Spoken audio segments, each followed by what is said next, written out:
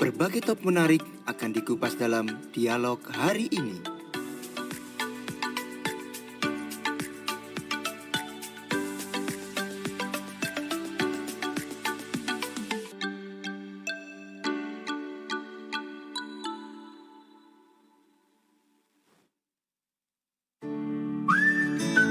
Radio Suara Gresik, religius, cerdas, dan bermanfaat.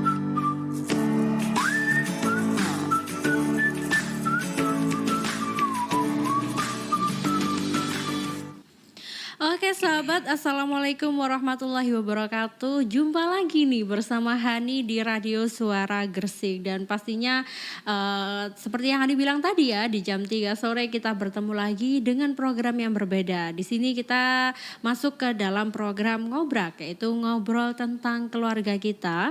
Dan juga kita akan mengangkat tema New Life Dimension. Dan di studio sudah hadir, ini biasa akrab dipanggil dengan Master Sul gitu ya. Oke, mungkin boleh disapa terlebih dahulu Master untuk sahabat cerdas di luar sana. Oke, selamat sore sahabat cerdas di Kota Gresik dan sekitarnya. Salam silaturahim, salam kenal, salam dahsyat dari saya, Master Sul. Oke Bapak, wah ini juga mungkin buat sahabat cerdas semuanya, kalau yang mendengarkan di 100,4 FM boleh ya untuk kalau punya kuota lebih nih, boleh saksikan kita di live streaming YouTube Suara Gresik. Jadi juga nanti kita juga terima pertanyaan ya, boleh. Di akhir sesi juga 15 menit terakhir kita juga akan tanya jawab langsung dengan Master Sul. Oke, langsung aja nih, pembahasan kita menarik sekali. Dan tadi sebelum kita live talk show, Hani sempat berbincang-bincang sedikit nih dengan Master Sul. Nah, Hani juga kayaknya agak bingung gitu ya. Nah, tema hari ini adalah New Life Dimension. Yes. Nah, sebenarnya juga waktu diberi materi ini ada hashtagnya main-main yuk. Nah, ini boleh dijelaskan sedikit Master tentang pembahasan tema kali ini. Kayaknya bukan Hani aja yang bingung nih. Semuanya bingung. Memang sengaja gitu saya buat bingung.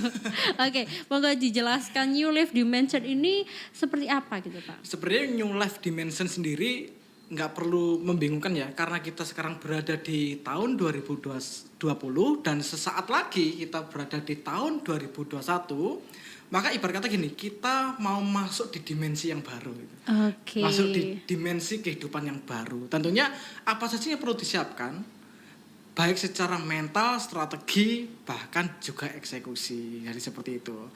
Namun karena kita pendekatannya adalah lebih ke main teknologi, maka di situ ada hashtag adalah main you. Oke, jadi ini sepertinya pembahasannya cukup seru karena kita beberapa hari lah ya Pak ya. Kita akan menyambut tahun 2021 dan Iya, pastinya betul. Biasanya nih Pak, kebiasaan nih bahwa banyak orang nanti bukan hanya rame-rame di media sosial, ini biasanya resolusi tahun 2021 gitu ya. Nah, ini juga biasanya orang-orang nih sudah menata rencananya begitu Pak tentang resolusi di tahun depan. Nah, sebenarnya seperti apa sih Pak? Harusnya kita merancang resolusi khususnya ditargetkan di tahun 2021. Jadi sebenarnya gini, sebelum kita membahas resolusi, yang perlu ditanyakan adalah apakah kita sudah mencapai resolusi sebelumnya. Oke, jadi kita harus flashback terlebih dahulu gitu ya Pak ya. Terkadang kita sering menjumpai gini, kita bicara resolusi tahun 2020, lah resolusi tahun 2019 belum kelar gitu. Nah sebaiknya juga gini, misalkan kita bicara soal resolusi tahun 2021, apakah resolusi 2020 sudah kelar?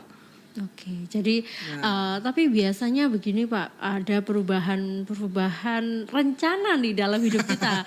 Kalau misalnya lihat dari sikonnya Hani sendiri, biasanya nih Pak nggak berani nih untuk langsung menargetkan 1 tahun. Jadi lebih ke jangka pendek mungkin 3 bulan, 6 bulan ke depan seperti apa. Karena beberapa kita juga tidak tahu hidupnya kita itu kadang kayak sering berubah-berubah gitu Pak. Nah, kalau menanggapi seperti itu bagaimana Pak? Jadi gini, memang kalau kita sebut namanya resolusi, perubahan atau visi, itu harusnya memang 1 tahun. Tapi kita bisa mengeksekusi, merealisasikan itu diperpendek. Oke. Bahkan bisa per hari pun bisa. Namun realitanya adalah biasanya orang-orang mengalami sebuah fenomena yang namanya mental block. Oke. Sehingga terkadang gini, saya sudah merencanakan secara tertulis, sudah saya tempel nih, saya sudah eksekusi, tapi ada beberapa saat kita mau mengambil keputusan kita bingung. Misalkan kita mau mengeksekusi tertentu kita juga bingung. Akhirnya kita mentok di situ deh, akhirnya nggak kecapai. Akhirnya udah ganti aja deh resolusinya gitu. Nah itu kayaknya gitu. sering nih dan juga Hani alami gitu ya nah, Mas. kenapa bisa terjadi? Jadi gini, banyak orang tidak peduli dengan yang namanya kesehatan mental. Sebenarnya lebih tepatnya bukan tidak peduli, tapi mungkin kurangnya edukasi terkait tentang kesehatan mental. Atau mungkin bisa tidak sadar Pak. Tidak menyadari Oke. bisa juga. Jadi gini, kalau sakit fisik, misalkan Anda kena pisau gitu, kelihatan nih lukanya nih, kasih obat luka selesai. Tapi kalau mental itu nggak bisa. Terkadang kita mau curhat ke satu orang pun yang memang mungkin orang dekat pun kita juga nggak berani atau tidak betul-betul membatasi diri gitu ya. Nah, kenapa bisa terjadi seperti itu? Jadi selama kita hidup itu sebenarnya kita mengalami sebuah fenomena kehidupan baik positif, negatif, semua terekam di pikiran bawah sadar. Nah, misalkan Anda di usia 6 tahun saat Anda main hujan-hujanan gitu. Nah, tiba-tiba sama orang tua Anda tuh panggil, "Hei Lila," gitu misalkan gitu. "Sini," langsung ditampar dak-dak. Nah, itu bisa jadi Anda juga mengalami luka batin di situ atau trauma di situ. Akhirnya efeknya adalah hal itu menjadi bagian diri yang baru Anda. Akhirnya menghambat aktivitas Anda lebih produktif ke depannya. Jadi seperti itu. Nah, sebenarnya terkait tentang mental, kalau kita bicara soal kehidupan, kita sekarang sudah bersebelahan tentang mental ini. Bahkan mental itu juga bagian diri dari kita. Namun kita tidak menyadari pentingnya mental itu. Oke, lalu pertanyaannya seberapa penting Pak kita dari diri kita sendiri ini harus memperhatikan kesehatan mental. Terkadang orang hanya memperdulikan tentang fisik karena itu langsung berimbas gitu ya Pak ya. Nah, kalau kesehatan mental sendiri ini biasanya beberapa orang mungkin seperti yang dikatakan Master tadi, beberapa orang melukai luka batin, tapi kadang ya udahlah gitu ya Pak ya. Bagaimana Pak menanggapi hal tersebut? Ya itu tadi, kalau menanggapi memang peristiwa itu memang terjadi di Indonesia, bahkan dunia ya bisa jadi, karena kesadaran atau mungkin ketidaktahuan tentang kesehatan mental itu yang akhirnya menyebabkan ya sudahlah gitu. Nah, dengan demikian Theta Medica berjuang untuk platform tadi, ya platform yang mengintegrasikan, mengkelompokkan, ada praktisi profesional untuk penanganan mental, ada hipnoterapis, psikolog, psikiater nantinya yang akan dirilis tahun 2021. Oke. Nah itu nanti kita buat konten-konten yang mengedukasi masyarakat agar melek pentingnya kesehatan mental itu. Oke, wah kita tunggu ya Pak ya di tahun 2021 yang tinggal menghitung hari gitu. Oke, jadi perlu diketahui sahabat, dari Master Sul Theta ini adalah komisaris dari PT Theta Medica Indonesia. Dan juga tadi sempat Hani dengarkan nih tentang perjalanan hidup gitu ya Pak ya dari Master. Nah mungkin boleh diceritakan sedikit Pak biar bukan Hani saja nih yang mungkin bisa jadi motivasi Pak untuk para sahabat cerdas di luar sana. Oke, jadi singkat cerita saja ya. Jadi atas kenapa saya memperjuangkan tentang kesehatan mental atau care lah. Saya care banget tentang kesehatan mental karena memang saya pernah mengalami dampak dari sakit mental.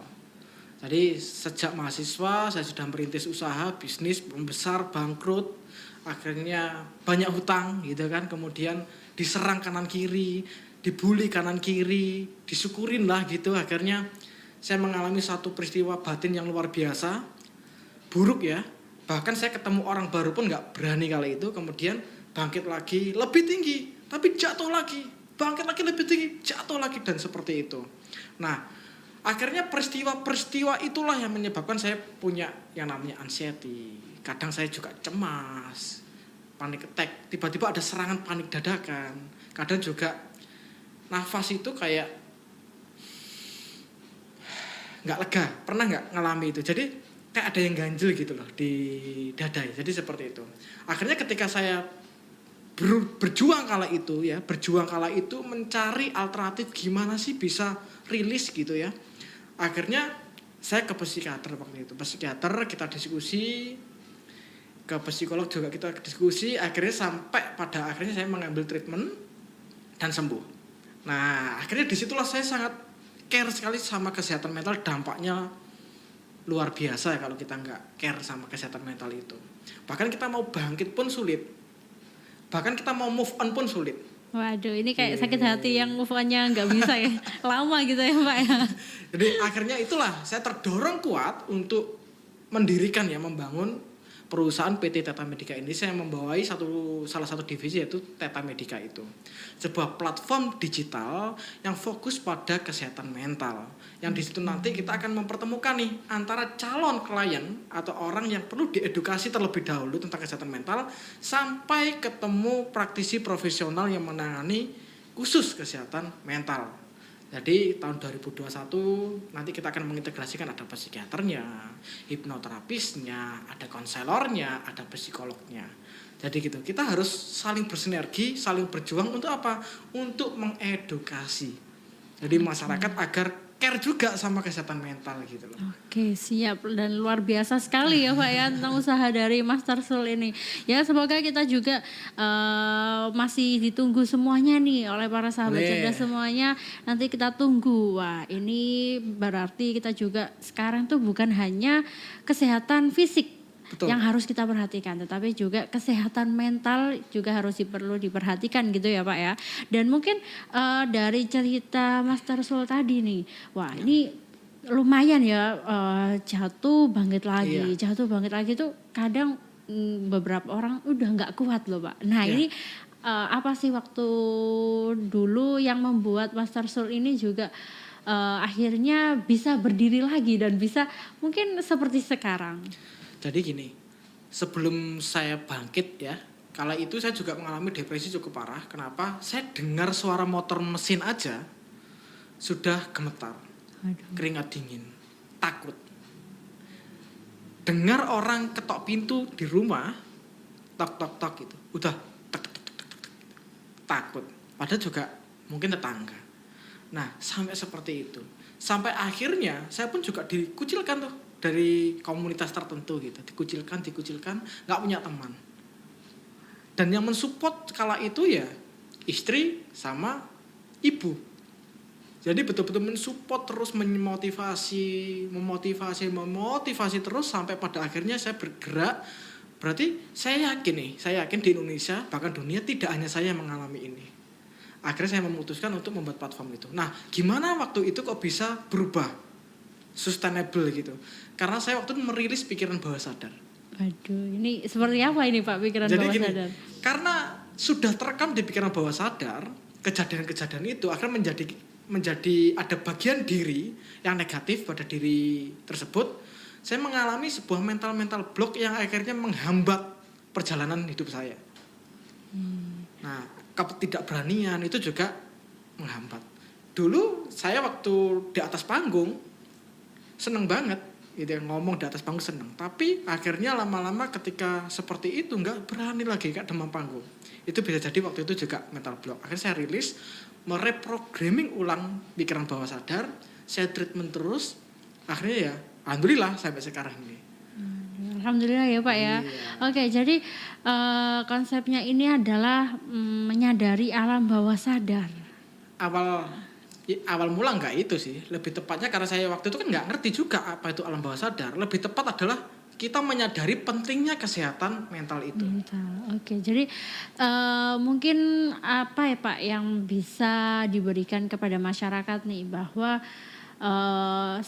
ketika orang tersebut sudah mengalami pengalaman A, B, C yang membutuhkan edukasi untuk kesehatan mental. Nah, ini ada manual ya. Jadi ini juga teknik ini saya kemas kayak teknik New Life Dimension ini juga dari konselor saya gitu dulu. Jadi karena saya nggak bisa bayar mahal gitu, waktu itu akhirnya konselor sama orang dekat yang memang kebetulan profesi sebagai profesional konselor. Nah, rumus tadi ya, main you. Nah, rumusnya itu sebenarnya ilmu aku jadi ilmu aku. Jadi kalau di segitiga seperti ini gitu ya. Itu ada yang paling atas ada mind, yang kanan ada soul, jiwa ya. Kemudian yang ini adalah body. Nah, yang tengah-tengah siapa? Aku. Oke. Ya, oke. Jadi ibarat gini, ini jempolanku gitu ya. Tapi aku bukan jempolan. Paham ya? Iya, paham. Ini pikiranku gitu. Tapi aku bukan pikiranku. Oke, mungkin Nah, ini gitu. agak membingungkan mungkin Pak, boleh dicontohkan Oke, saya dalam contohkan praktek kehidupan sehari-hari. Saat jadi gini, intinya adalah kehidupan adalah balance ya. Saat kita berada di segitiga kehidupan ini atau new life dimension ini ya, segitiga atau ilmu aku. Nah, jadi saat saya merasakan gelisah, berarti kan di soul ini ya, gelisah ya. Maka saya langsung ngomong, cie-cie yang lagi gelisah, sampai kapan mau gelisah lagi? Nah, jadi gitu. Jadi itu dikatakan diri sendiri ya? Diri sendiri. Senyum dong, bangun dong, rubah dong geraknya. Oke. Nah, jadi gitu. Kalau misalkan kita pikirannya negatif terus sama orang, berarti kan main ya. Pikiran negatif, misalkan curiga, misalkan sama mbaknya ini. Curiga gitu, ini kayak jangan-jangan nanti ditusuk dari belakang nih gitu kan. Suuzon lah gitu ya. Nah, peran aku gimana? Cie-cie yang lagi suuzon sama orang, dirubah dong jadi positif. Oh, masih ada waktu gitu. Dan itu memang sulit, tapi bisa dilakukan. Ketika body, gimana cara memperlakukan body? Terkadang kita egois. Kuat kok nggak makan seharian gitu. Ya kan, diet gitu. Kuat kok nggak tidur seharian misalkan gitu. Itu nggak boleh. Jadi kita harus misalkan, aduh nggak bisa tidur ya gitu ya. Jadi kita harus ngomong sama tubuh kita. Cie-cie tubuh, kamu sok kuat sih. Tidur Ki sekarang gitu. Istirahat Ki sekarang gitu. Memang kayaknya nggak rasional ya. Tapi itu bisa dibuktikan. Coba 4 hari aja latihan itu. Nanti akan ada dampak yang spesial dalam hidup. Gitu. Oke, jadi ini konsepnya seperti kayak melawan apa yang kita pikirkan gitu ya Pak ya. Oke. Contohnya gini. Coba mbaknya sekarang tangannya gini. Oke, ini arah ke sini Pak. Oke. Boleh gini, boleh gini. Boleh gini ya. Oke, ke samping saja. Oke gini, oke. Kemudian menatap ke atas. Iya. Oke, senyum. Senyum. Oke, sudah. Pikirkan yang sedih-sedih. Hah? Bisa nggak? Kurang bingung Pak. Nah, betul. Nah, artinya apa? Kalau kita saat perasaan sudah tidak nyaman, terus gaya gerak kita tidak dirubah, maka ya kita akan mengikuti alur itu. Misalkan, aduh putus asa gitu. Kok gak bisa ya? Kalau misalkan dirubah, yes, bisa kok gitu. Nah, gitu. Beda lagi. Nah, sebenarnya itu juga kalau misalkan dijelaskan lebih detail lagi itu merujuk pada membangun vibrasi kita sendiri.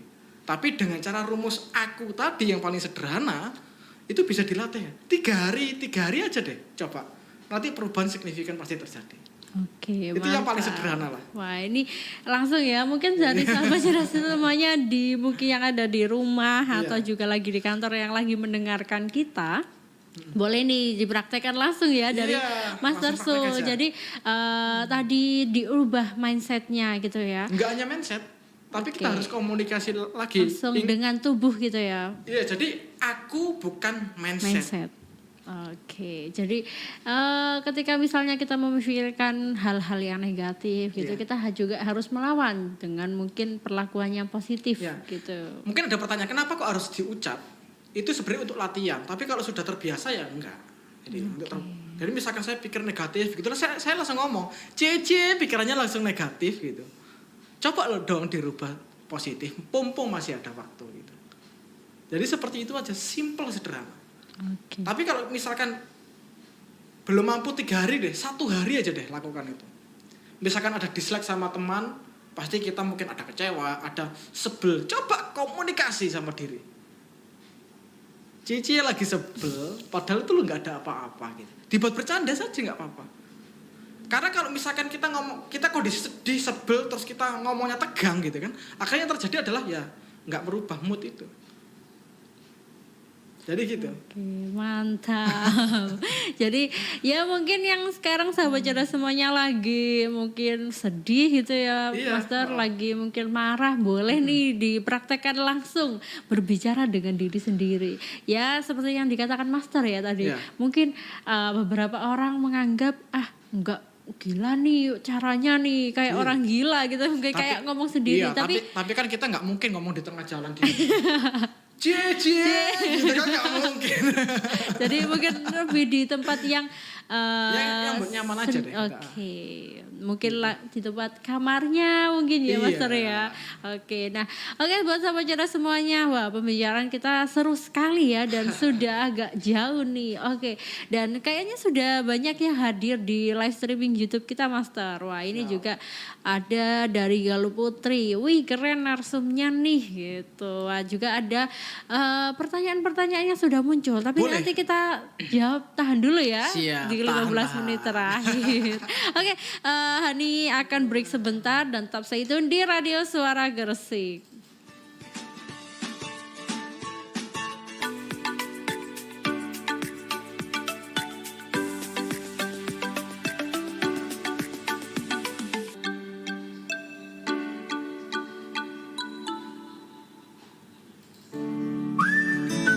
Radio Suara Gresik, religius, cerdas, dan bermanfaat.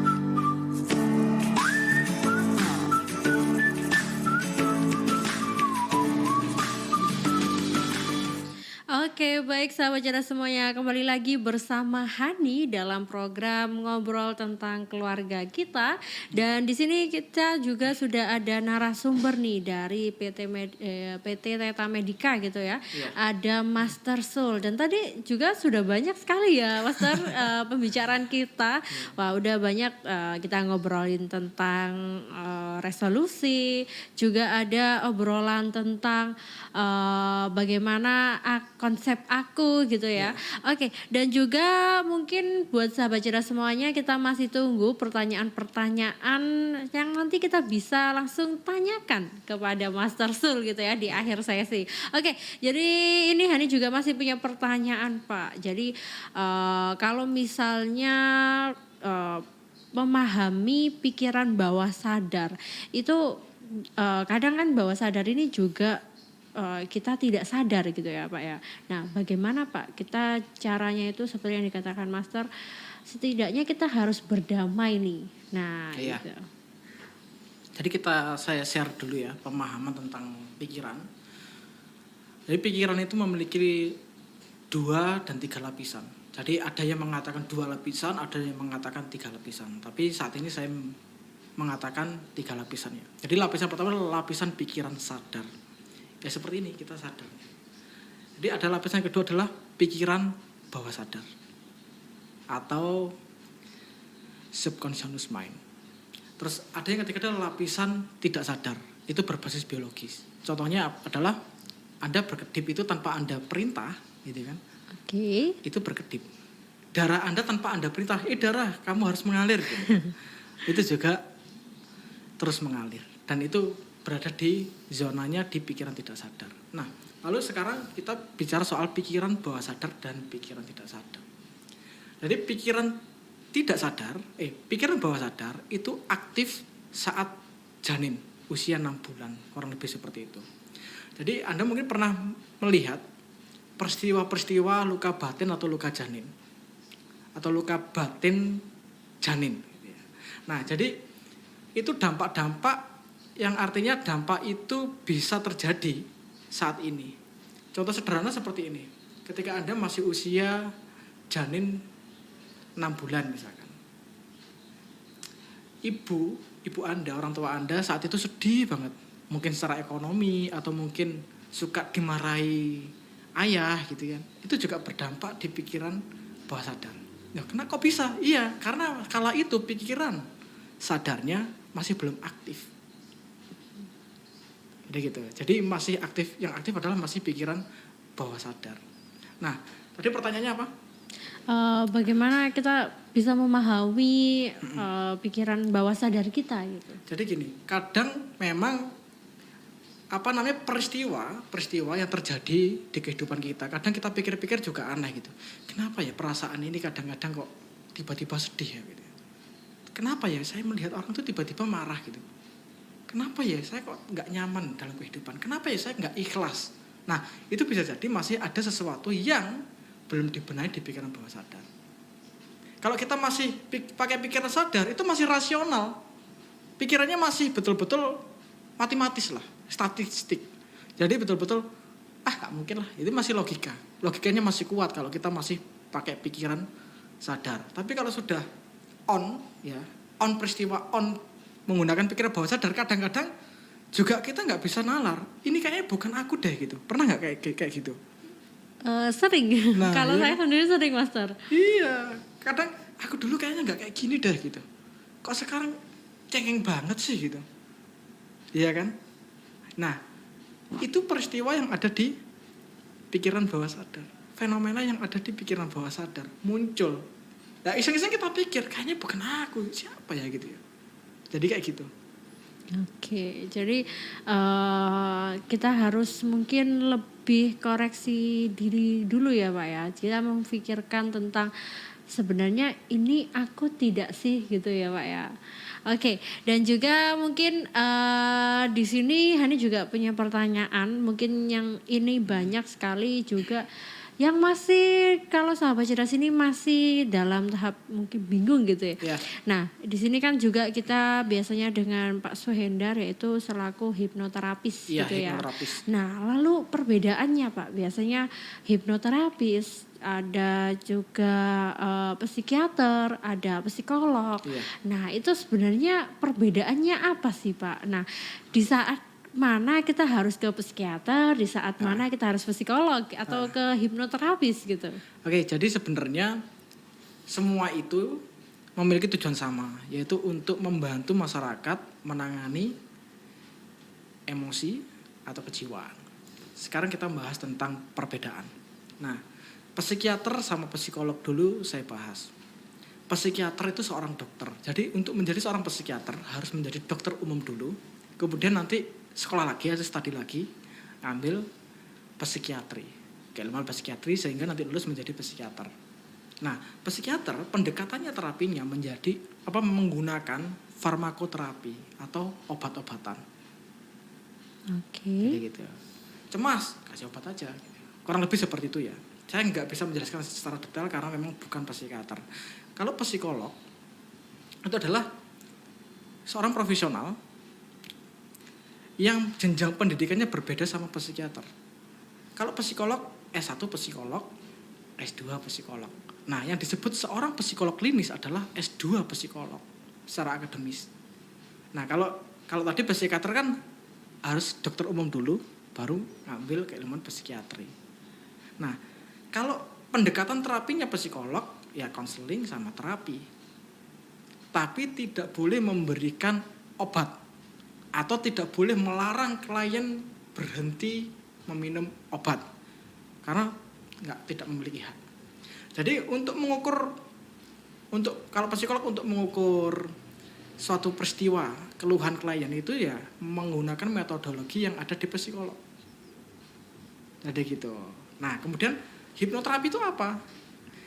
Hipnoterapi menurut salah satu asosiasi di Amerika, ya kan? Jadi atau EPA itu hipnoterapi itu bagian dari keilmuan psikologi. Namun jenjang pendidikannya berbeda. Kalau psikiater sama psikolog itu ada pendidikan formal yang memang sudah diatur. Kurikulumnya sudah diatur. Untuk menjadi seorang hipnoterapis dengan mengikuti pelatihan hipnoterapi dengan durasi tertentu, ada yang 2, ada juga yang 10 hari, bahkan ada juga yang 1 tahun, itu juga ujung-ujungnya mendapatkan gelar certified hipnoterapis. Oke. Nah, tapi karena kan ada yang 2, ada yang 5, ada yang setahun, apa yang membedakan? Itu sekali lagi sertifikatnya ya sama ya, certified hipnoterapis. Nah, sertifikat itu hanya penanda bahwa Anda sudah mengikuti proses belajar hipnoterapi. Bukan menandakan Anda memiliki kompetensi tertentu. Nah, seorang hipnoterapi tidak boleh juga untuk memberikan obat ataupun untuk menyarankan si klien untuk menghentikan minum obat. Nah, hipnoterapis juga tidak boleh mendiagnosa karena bukan zonanya. Alangkah lebih baik ketika menangani klien itu antara psikolog sama hipnoterapis itu saling bekerja sama. Itu sangat baik hasilnya. Oke, jadi memang pendekatan ilmunya juga berbeda-beda gitu ya Pak ya. Jadi Ujungnya sama lah. ujungnya ingin kesehatan mental kita bisa dikelola dengan baik gitu ya Pak ya. Iya. Oke Pak, baik kita sudah ada di akhir sesi dan sepertinya kita harus langsung menjawab nih Pak. Siap. Pertanyaan-pertanyaan dari sahabat cerdas semuanya yang masuk ke live chatting YouTube kita. Siap. Oke, jadi ini dari Bella Natasha. New Life Dimension itu apa sih? Wah, kita sudah bahas di awal ya Pak ya. Jadi sebenarnya gini, saya jelaskan aja singkat aja untuk resume ya. Jadi New Life Dimension sebenarnya sebuah teknik khusus bagi saya ya, tapi bisa dilakukan untuk teman-teman untuk bisa digunakan saat Anda mengalami di zona merah mau ke zona hijau. Oke, waduh kayak COVID ini Pak, Iya, zona merah, zona dari hijau. hitam ke putih gitu. Jadi Oke. intinya adalah Anda berevolusi dalam kehidupan Anda. Tapi kita merubah terlebih dahulu dari aspek mental. Oke, jadi kalau mungkin akun yang bernama Bella Natasha ini tadi boleh di play lagi ya dari awal Iya. di channel YouTube Suara Gersik. Pak, kayaknya sepertinya ketinggalan nih Pak. Ketinggalan.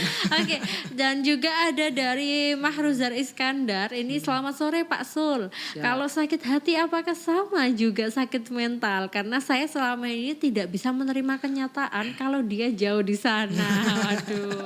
Jadi gini, sakit hati marah itu normal. Normal jika kondisinya normal. Tapi kalau meledak-ledak, responnya meledak-ledak dan sering atau bahkan kita tidak ada pemicu tertentu merasakan itu, berarti sudah dalam kondisi yaitu adalah sakit mental yang memang perlu dirilis. Oke, jadi gitu. kalau kita lihat banyak ya Pak ya, apalagi salah satu kemarin saya melihat berita di Kabupaten Gresik, Ya. ini juga banyak sekali yang mengalami cerita tentang ya mungkin cerita cinta, sakit hati dan lain-lain, Ya. hingga menyebabkan pembunuhan atau Betul. penganiayaan atau Betul. yang lain. Nah itu juga termasuk ya Pak ya. Termasuk kadang kita sudah frustasi, kemudian mau curhat ke orang karena orang tidak memiliki kompeten tertentu, maka kita merasa sendiri juga. Nah itu juga perlu kita rangkul sebenarnya. Kadang kan malah kita jauhi, jangan deket-deket tuh, begitu kan. Bahaya gitu, jangan. Jadi kita rangkul. Jadi kayak saya punya satu metodologi ya, yang namanya adalah PIIS. Jadi proaktif, interaktif, empati, sistematis. Kalau kita sudah memahami ini, berbaur sama manapun bisa. Misalkan nih ya, saya memiliki karakter P itu proaktif. Saya jelaskan dulu ya, P itu apa? P itu proaktif, I itu interaktif, E itu empati, S itu sistematis. Proaktif seperti saya gini, wah kalau bicara meledak-ledak, gitu. Dak. Nah interaktif suka. Jadi misalkan kita nge-host di panggung, kita enak gitu. Interaktif kita bisa interaktif, bisa membawa panggung yang sepi itu jadi rame gitu kan. Interaktif. Itu saya. Jadi saya itu PI, karakternya PI. Misalkan Anda mau meng-closing saya gitu ya, mau mendamaikan saya, Anda jangan berperan sebagai PI. Maka akan kontra nih. Saya tegang, Anda tegang gitu ya. Maka Oke. Anda harus menjadi bagian ES. ES. Empati. Nah, karena orang tipe PI suka didengarkan. Oke. Dengarkan saja ngoceh, ngalor ngidul, bebas. Iyakan aja, udah jangan iyakan aja udah. Ketika sudah selesai, puas, plong ya sudah. Nah, menjadi E, empatinya kita keluarkan. Jadi Anda harus mengeluarkan empati itu. Jadi bagaimana kalau menghadapi orang yang tipe ES? E itu orang yang empati. Nah, empati itu orang yang mudah sedih, tersinggungan. Itu empati. Yang lemah lembut, itu empati. Nah, orang empati jangan sampai curhat sama orang empati. Kenapa?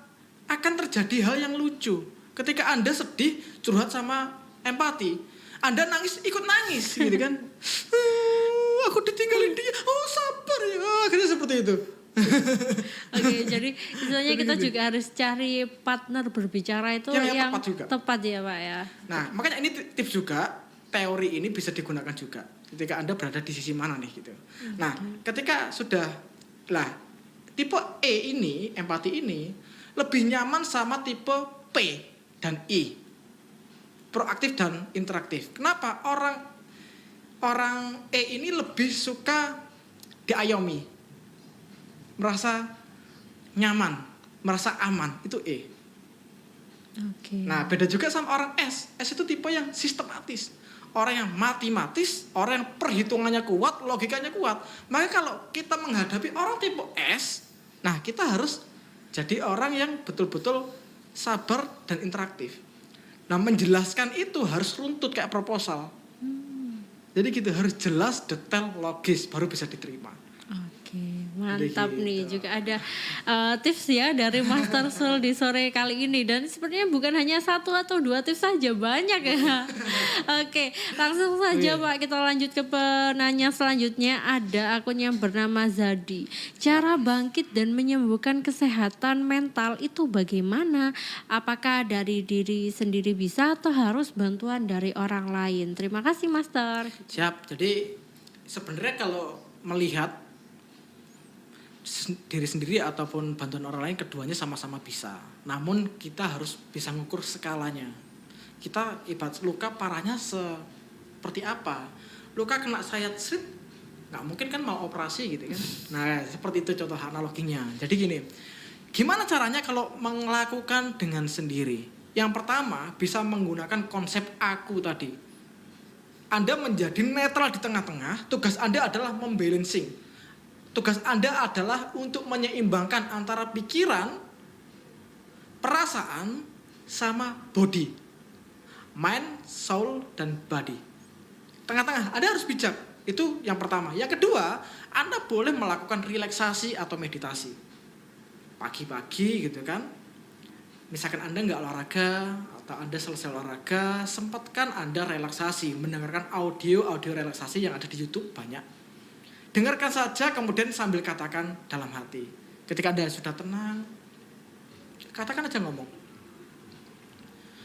Saya bisa damai dengan diri ini. Oke. Saya bisa damai dengan kehidupan ini. Berikan kalimat-kalimat positif lah. Sehingga secara seiring berjalannya waktu itu akan menjadi program positif diri Anda. Oke. Ya, yang ketiga, ada yang ketiga nih. Untuk diri sendiri ya. Yang ketiga adalah perbaiki lingkungan. Jadi analoginya gini, ketika Anda sakit flu, Anda pasti diminta dokter untuk tidak makan es. Jauhi orang jualan es. Sama halnya ketika Anda sakit hati, urusan asmara gitu kan, pacarnya di Jakarta, kita di Gresik gitu kan. Nah, ya jangan sampai Anda lihat-lihat momen-momen orang-orang kasmaran gitu ya. Misalkan Anda lihat TV romantis, Anda pasti gigit jari gitu kan. Bisa pemicu ya Pak ya. Pemicu. Apalagi terus Anda jalan-jalan ke taman, terus lihat orang pacaran romantis, Anda akan terpicu juga akhirnya gitu. Nah, jadi itu untuk tips yang diri sendiri ya. Kalau misalkan perlu bantuan orang lain, boleh Anda akses di tetamedica.com atau tetacenter.co.id. Di situ informasi berbentuk artikel, video lengkap di situ terkait tentang kesehatan mental. Oke, mantap nih. Jadi buat sahabat cerdas semuanya juga tadi ya boleh dilakukan langkah-langkah dari Master Soul tadi, termasuk kita juga boleh meditasi, boleh menenangkan diri gitu ya. Dan juga kalau misalnya dalam tahap sampai perlu bantuan orang lain, boleh dulu nih diakses ke websitenya tetamedica.com ya. Dan di situ juga tadi yang sudah dikatakan Master lengkap dengan video-video gitu ya. Oke, Master. Nah, ini juga pertanyaan selanjutnya itu dari Salsa Kirana nih. Kapan sih Master kita harus konsul ke psikolog dan lain-lain? Wah, ini seperti tadi ya. Boleh nih diakses terlebih dahulu. Kalau misalnya memang dirasa kesehatan mentalnya ini sudah lumayan turun atau juga parah gitu, boleh langsung menemui praktisnya gitu ya. Oke, dan langsung lanjut ke Anis Susialawati. Penyebab timbulnya gangguan kesehatan mental itu apa ya Pak?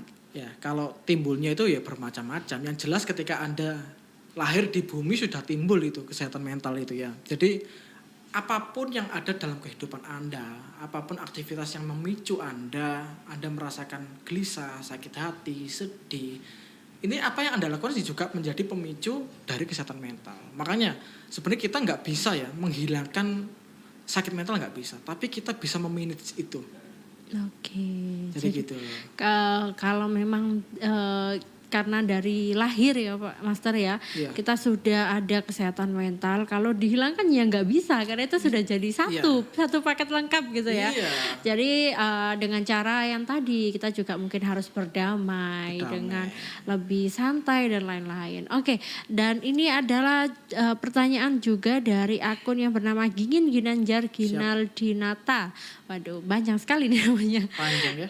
Kalau memang resolusi di tahun sebelumnya belum dapat dicapai, terus kita pingin ganti karena menganggap itu nggak bisa dicapai atau dilakukan, bagaimana Pak? Tadi kan karena Master Soul ini juga ketika kita ditanya sendiri ya, bagaimana cara rencana atau tips untuk membangun resolusi di tahun berikutnya. Nah jawabannya, apakah sudah penuh targetnya? Lalu di sini ketika target tersebut tidak bisa dicapai, lalu bagaimana Pak? Sebenarnya menurut saya adalah tidak bisa dicapai.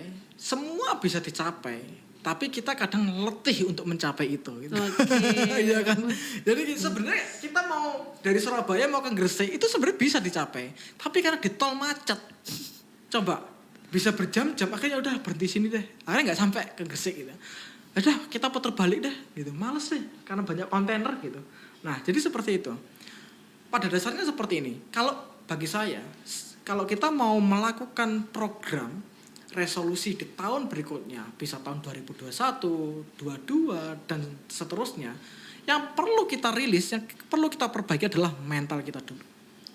Karena peristiwa-peristiwa kayak luka batin masa lalu, kesedihan masa lalu, dan lain-lainnya, fenomena mental di masa lalu itu bisa menjadi blok mental, menjadi yang akhirnya menghambat apa yang mau kita lakukan.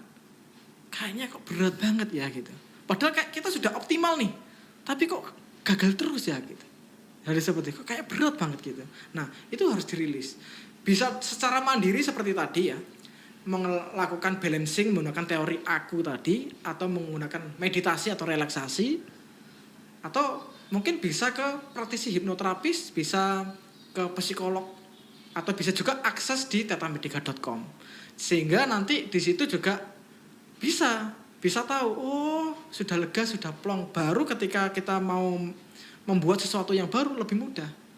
Akhirnya tidak sia-sia lagi gitu loh. Oke, jadi dibuka dulu ya master blognya itu, penghambatnya itu apa sebenarnya, dan juga mungkin bisa dicari gitu ya master sebenarnya akarnya apa sih gitu.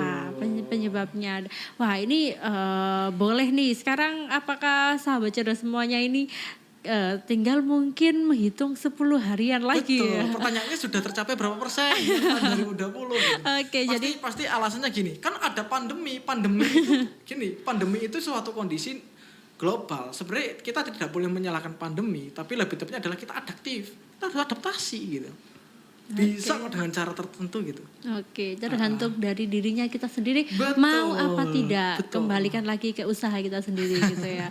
Ya memang kita manusia juga terus berjuang ya Master ya. Oke, menarik sekali nih pembicaraan kita di sore kali ini, dan juga tadi sudah kita bahas ya tentang tema New Life Dimension, dan tadi juga seperti yang dikatakan Master Soul ini juga penting banget untuk menjaga kesehatan mental kita agar kita juga bisa menjalani kehidupan kita lebih santai dan tetap tenang, pastinya bahagia gitu ya Mas Darsul. Oke, mungkin ada yang boleh disampaikan atau pesan nih terhadap masyarakat di Kabupaten Gresik, dan juga kita berhubungan dengan pandemi. Biasanya ini banyak sekali permasalahan yang baru yang muncul, akhirnya mungkin beberapa orang cemas, juga gitu. Kesehatan mentalnya jadi sedikit terganggu.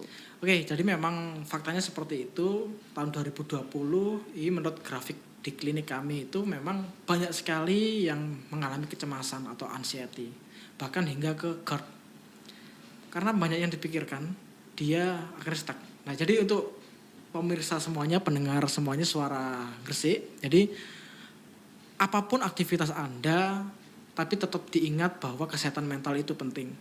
Banyak hal yang perlu kita lakukan untuk merilis kesehatan mental kita.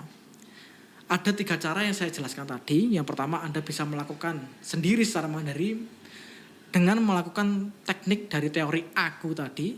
Yang kedua, Anda bisa melakukan meditasi atau relaksasi. Atau yang ketiga, Anda bisa datang ke klinik hipnoterapi ataupun psikologi.